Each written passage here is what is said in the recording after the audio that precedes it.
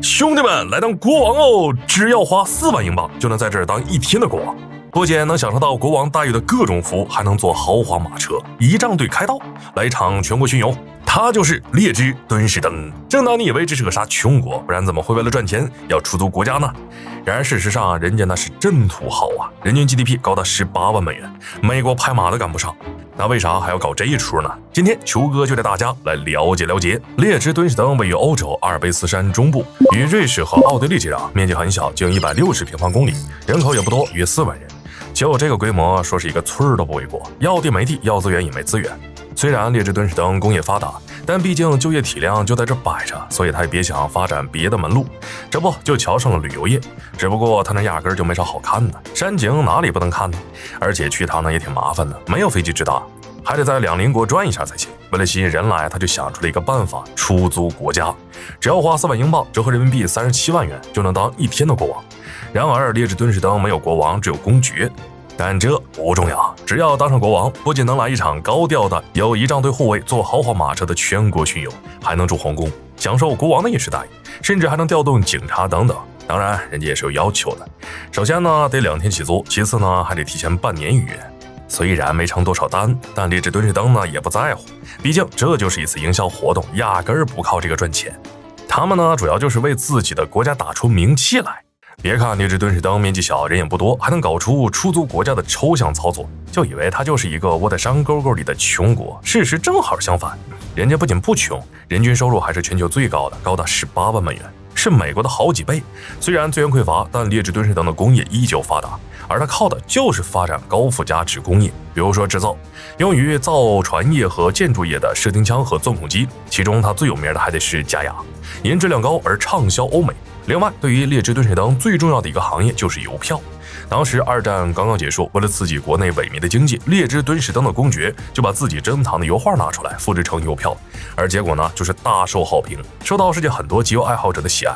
之后的每年，当地政府都会邀请诸多设计师们专门设计打造邮票。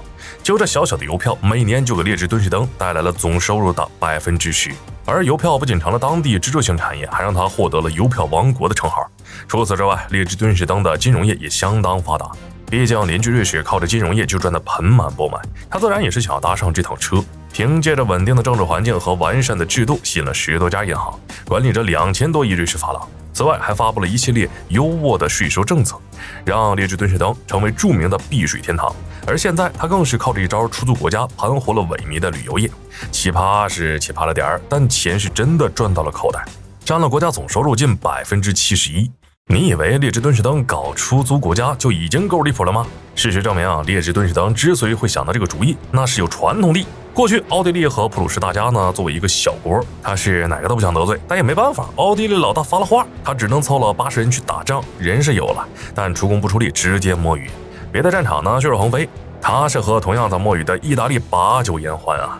最后这80人不仅毫发无伤，回来的时候居然还多出了1个人。打仗都这么佛系，在管理国家上呢，那可是相当的随意。因为地方就这么点大，人就这么点多，所以政府官员总共就5个人，个个身兼数职。另外，为了节省空间，他们还直接把政府、法院和监狱建在了一起。首相呢在楼上办公，罪犯就在地下室蹲大狱。最有意思的是，平时大楼的安保人员就是那些罪犯。据说有次副首相因为晚下班被锁在了大楼里，还是晚上出来溜达的罪犯看到了，拿钥匙放出来的。而这些进监狱的基本上都是些醉酒惹事儿了，顶多就关上个3、4天，时间一到就走人。他们也不是没有那些重刑犯，但一般呢都是移交到奥地利那边去服刑，所以才会出现这种听上去相当魔幻的事情出来。不过列支敦士登会这么奇葩，完全是因为人家地少人寡。如果不学会灵活变通，光想着发展人口、发展工农业，那肯定不会有现在这种富裕的日子。不管怎么说，他们都是用自己的智慧创造了财富，让人民吃饱穿暖。从这一点上看，就很值得敬佩。好了，本期视频到这儿就结束了，麻烦各位看官用你发财的小手给俺来点赞、关注呗，咱们下期再见。